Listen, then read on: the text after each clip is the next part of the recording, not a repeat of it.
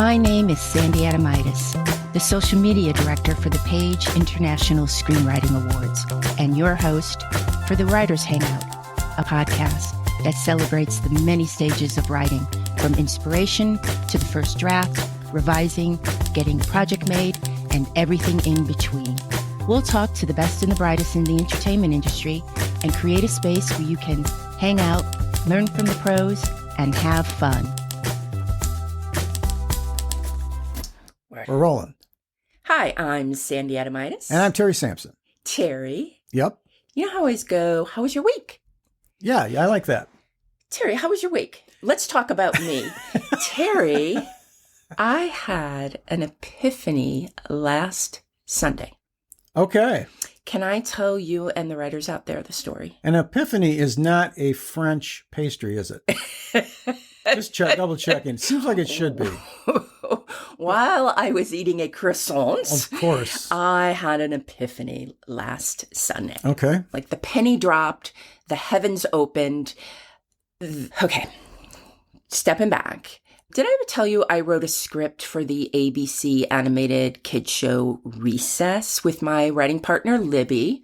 And that script was nominated for a 1998 Humanitas Award. No, wow. When I found out Libby and we were nominated for our very first writing endeavor, Wow. I felt a mixture of shame with my happiness. Why would that be? Okay, my writing partner and I had a pitch at Recess. And Recess, it's about fourth graders at 3rd Street School. TJ, Ashley, Vince, Gus, Gretchen, and Mikey. The show played with a balance between conformity and individuality. I really liked the show. It was popular with Ashley Johnson, Pamela Adlin, Better Things, and Alice Beasley. Okay, Libby, my writing partner, had been working on a television show called Beekman's World, and she met a writer named Phil Walsh. And Phil Walsh was writing on Recess, and he got us in to pitch. We're so excited and grateful to Phil for getting us in. My job at that time was an assistant to a producer in development on the Paramount lot. The day of the pitch, Libby showed up. I was in this 2-room office in the von Sternberg building, and we were going to drive over the hill together. My old boss called right before Libby and I started to gather up our stuff. He was upset, and he said to me, I know you're going off to pitch, but I have to tell you something. I'm in love with you. What? What? Yep. My body froze, a little like it's freezing right now. And You didn't go with you and everybody else? Because No. because you knew it wasn't a joke or anything. No, Okay. I shut down. My body sure. froze, and I felt really, really tiny. I bent over like I had a stomach ache. I remember. I know. So dramatic. And is he in front of you or on the phone? it's on the phone. Okay, well, I imagine that live would have been fantastic. I'm sorry, you're bent over. What? No, I kind of like, yeah, that's not it. Like if you go, I love you, and somebody bends over like they're going to throw up. That's not it. That's a TV show. No, but I did. I kind of like bent over, and I remember I had my hand on my head, and I'm gripping the phone, and when I spoke, I did it in a low tone because I didn't want to embarrass him by Libby overhearing what we're talking about. I was very clear. Nothing was going to happen between the two of us. But I soothed and calmed him, Terry. I babied him. Okay. I made excuses for his behavior. I cared for the man. Right. I really, really cared for him. And I made that horrible conversation for me easy on him. That's just who I was at that time. And, maybe... Well, I don't know all of and none of us deserve all of the the went-alongs with in this, but I think that's a lovely thing. I mean, you could say, well, you're out of your mind. Yeah. I don't feel like that way at all with you. I have a big pitch. I got a big pitch. I can't do this right now. Oh, I forgot about the pitch for a second because, yeah, right. Yeah, no, he wasn't just calling me up to say I'm in love with you. He knew we were going off to the pitch, and he started the conversation with, I know you're going off to that pitch. Well, what? But I have to tell you something. I hung up. I told Libby, like, really quickly what happened, and I saw the look on her face, and it was, you can't put that on me right now. This is too much. So I dropped it completely. Just, I'm sure I did a wave of my hand like, oh, isn't that crazy? I did not want to put that on her. And I needed to put it in the back of my mind and go to the pitch. And I just shut down emotionally. Sure. When I think of it now, I do get angry. Let me interrupt this very poignant moment and ruin it with my comment. Okay. Is Libby a funny woman by chance? Very funny. Wouldn't it have been right if she said, oh, I had this call 10 minutes ago? See, that would have just vaporized the whole thing, and you'd have laughed, and you would probably not taken it seriously. Right. But see, that's where you need a second Libby like me to be around to say this stupid thing. And off you go. Yes, right. Did I make it seem like I was mad at Libby at all? No. Oh, okay, cool. No, I was not mad at Libby. No. I totally was with Libby on that of let's just take this off the table. But this is such a ridiculous thing to have happen. Yes. The timing. Okay, so we're driving towards Highland to get on the freeway. And I remember this very distinctly. Libby used to do this thing every single time when we drove together. I don't like to drive. Libby would always drive. She would put her purse in the back seat because I was in the passenger seat. As soon as we went to get on the freeway, as soon as we went to merge, she would reach in the back and look backwards and reach and search for her cigarettes. And it used to scare the heck out of me because you know what it's like Highland to get on the 101 and try to get over 4 lanes to get off to the valley. It is a nightmare. And that is always when she chose to shuffle in her purse.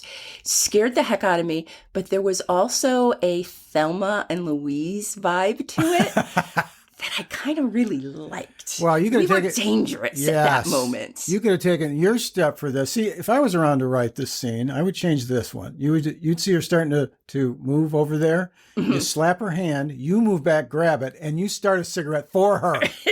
We're getting this job done, you and I, right now, and here's your cig. It's lit and ready to go because you don't smoke, right? No. See what a dramatic moment that would have been. I do think there were times when I'd say, Lib, do you want me to, get your cigarettes for you? But that moment had to happen first. So, Libby, you were absolutely adorable in those moments, even though you nearly killed us. Okay, so we get to recess. We're at the pitch, and I soon learn Phil Walsh hates me with every fiber of his being. He would only speak to Libby in our presence. If it was just the 3 of us, he would only speak to Libby. And during the pitch, I said something like, this happened to me in kindergarten. Phil pointed at me and barked, don't ever begin a pitch like that. Don't ever say something happened to you. You sound like an amateur. Wow. Ouch. No one at the table said a word. And I just continued with the pitch. And Phil would only give Libby notes. And he never spoke to me unless I spoke to him first. He hated me. Based on what? I do not know. The pitch was successful. Libby and I each pitched like 3 or 4 ideas. Libby and I wrote 5 scripts for recess. Wow. Before it was canceled. One of the scripts that we wrote was A Science Fair to Remember. It was nominated for a Humanitas Prize. Amy Sherman Palladino, Craig Mazin, Guillermo del Toro all won Humanitas awards. Since 1974, the Humanitas Prize has been awarded to honor professional film and television writers, this is off their website, writers whose work exemplifies the art of screenwriting while exploring the human condition in a nuanced and meaningful way. You get $20K. And yeah, as one of the prizes. Humanitas is the Latin noun meaning human nature, civilization, and kindness. Now, in 1974, Reverend Elwood Bud Kaiser went for a swim in the Pacific Ocean, and he got a brilliant idea to change the television landscape in which he believed was not fulfilling its potential to both entertain and uplift audiences. He was a priest and a producer, and he started the Humanitas Awards. In the water. In the water, the Pacific Ocean. Do you think he was near where Thelma Todd's restaurant? I think yes. Remember the whole episode about Thelma Todd being murdered? Yeah. Terry, hold on to your hat. Let me get one. All right, it's on. Humanitas took over that complex, and they had their offices where Thelma Todd was murdered. Get out. Nope. That's fairly spooky then. Yeah. All comes together. Yep. Life is but a circle. We are all connected in this vast universe. Now, A Science Fair to Remember was my baby. There were other scripts where Libby took the lead, but it was my idea. I pitched it and I birthed that script. Libby added in her quirky and offbeat style and she lifted it up. Libby is really talented. A Science Fair to Remember, that wasn't my title. And it's the only episode that Libby and I wrote where the title was changed. That script, A Science Fair to Remember, was based on the movie All About Eve. Now, All About Eve is the backstory revolving around an inspiring actress, Eve Harrington, and a Broadway megastar, Margot Channing, played by Bette Davis. Margot takes Eve under her wing, and Eve doesn't have good intentions. It was written and directed by Joseph Mankiewicz. Bette Davis eats the screen and her wardrobe. Go watch it. Watch it this weekend. It is a wonderful movie. So I assumed A Science Fair to Remember is a play on An Affair to Remember. That was the 1997 movie about a man and a woman who fall in love on a cruise to Europe. And despite both being married, they agree to meet at the top of the Empire State Building 6 months later, which gives birth to Sleepless in Seattle. Yes. However, an unfortunate accident keeps her from the reunion. Fast forward, if you don't want to hear this, she gets hit by... That's fast forwarding. Go ahead. She gets hit by a car, hides it from him so she isn't a burden to him. So she's like, oh, I don't want this affair. She's sitting on a couch. She hides her legs with a blanket and just says, I don't want to have this affair. And it's all because she doesn't want to burden him. That was not what I based the script on, is basically what I'm trying to say.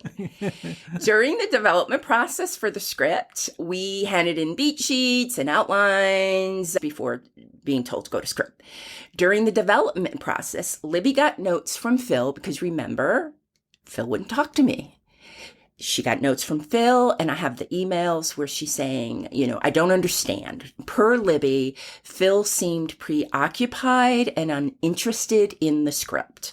I believe Libby also got some notes from another writer, Mark Drop. I remember Mark Drop as being a really chill, nice guy.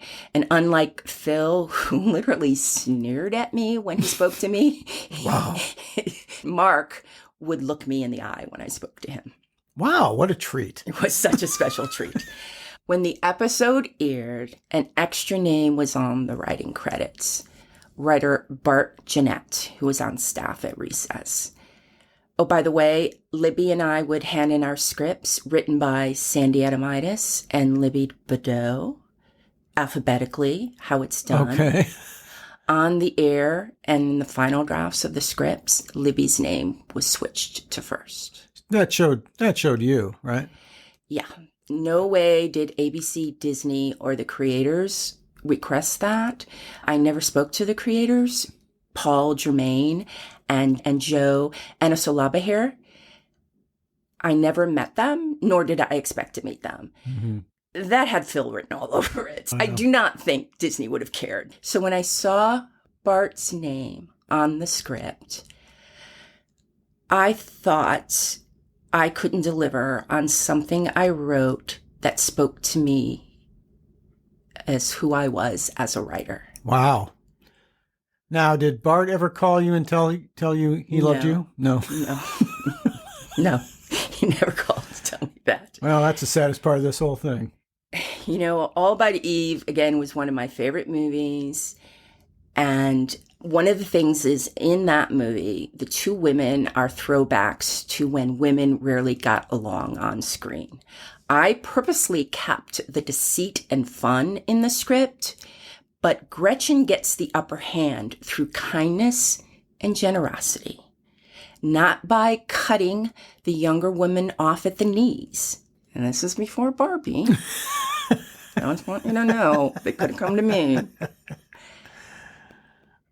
It was who I wanted to be as a writer. There you go. That's what that script was. Yeah. And I felt the script was so bad, they had to put this extra person on it, and I was a loser. Now, another script of ours had additional names attached, Mark Drop and Phil Walsh. I have to double check my notes, but I think that script was an idea they came up with. Sometimes when you were pitching, it would spark something to somebody on staff and they would take it and kind of shapeshift it, but you would walk away with getting that script. And I think that's what happened with Stand Up Randall. So when I saw those two names attached to the script, I was like, cool. They literally handed us that script. I'm sure they did the rewrite, which is normal, and cool. I'm glad their names are on the script. For those listeners who don't know this, and some co-hosts who aren't sure about it, so you're fully paid at the correct rate. Yes. And then they glob on somebody, and you don't make less money. Correct. Okay. No matter what, we were paid the full amount, but there are no unions to protect you to say, why is this other writer on? How much has the script changed that this writer gets to be on? Right, and there's no reason given to you prior to the... Correct. I immediately thought it was because I was a bad writer and I lost all my confidence mixed in with the joy. Right. Let's move ahead to where we are right now. Let's say that, of course, writers are going to get back to work anytime now. Is it expected that they kind of are in on the, by the way, we're adding Bob on this because he's going to rewrite or take a look at a scene? Is the communication better? W is a union. And if a project is given to another writer, and they do a rewrite and they put their name on it, it will go to arbitration and the guild will decide if that additional writer gets to be on your script, because the money involved in that gets big and complicated. With Recess, there was just one payment, but with a movie, getting a sole credit could give you a $20,000, $30,000, $50,000 bonus. What you get paid gets chopped. Okay. So it is important who's on the credit. So Science Fair Remembers, nominated for Humanitas Award. Libby and I attend the ceremony. It was up on Universal, the Hilton or Sheraton. I can't remember which one. Huge room, lots of people, lovely. Phil and Bart were there. Oh, wait, I rode up in the elevator with Libby, Phil, I think Bart, and I had heard that Phil had been dieting and he had lost weight, and I was really proud of losing that weight. I heard he lost it by barking across the tables. That's what I had heard. So I said to him, hey, Phil, you look great. Oh. I know. I know. I'm such a sucker. What? Oh, and his response? He leaned into my ear and he said, "Dieting, try it." Oh, man. No. Yep. Phil. Phil hated me, I'm telling you. That feels like Phil hated everybody. Okay. I was, yeah. Okay. At the luncheon, I saw some friends, and Libby and I went to go find Harvey Fierstein. Harvey Fierstein was also nominated in our category. Harvey is an actor and a playwright and a screenwriter, and he's known for his gravelly voice. He was in Torch Song Trilogy, Hairspray, Mrs. Doubtfire, Independence Day. Anyways, we ran up to him. To intimidate him? Yes. We ran up to him and we were like, "Harvey, we're your competition." Run, Harvey. And he went, "Oh, darlings, darlings."